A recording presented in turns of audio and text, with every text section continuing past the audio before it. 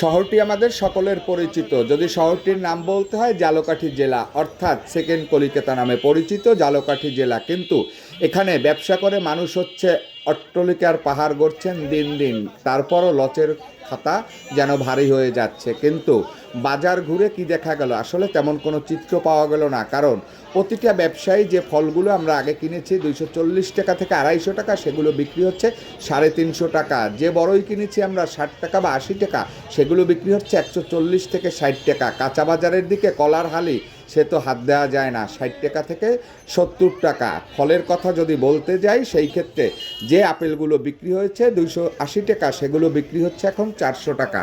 এছাড়াও খেজুরের কথা যদি বলি, 500, 700, 900, 1100 টাকা দরে বিক্রি হচ্ছে। আর কমলা মালটা, সেটার কথা আর কি বলবো, যে কাস্টমার কিনতে যায় সে বোঝে তার পকেটের ওয়েট কতটুক।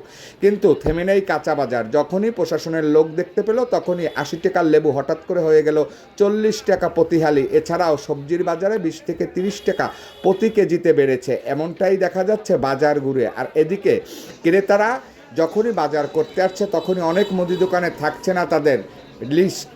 আর এ কারণেই কাস্টমার কিনতে পারছে না তাদের ন্যায্য দামে পণ্যগুলো, এজন্য জরিমানা করা হচ্ছে। একটা কথা জানতে ইচ্ছে করে, পাইকারি ব্যবসায়ীরা আমাদের ঠকাচ্ছে না খুচরো ব্যবসায়ীরা? আপনার মতামত কি?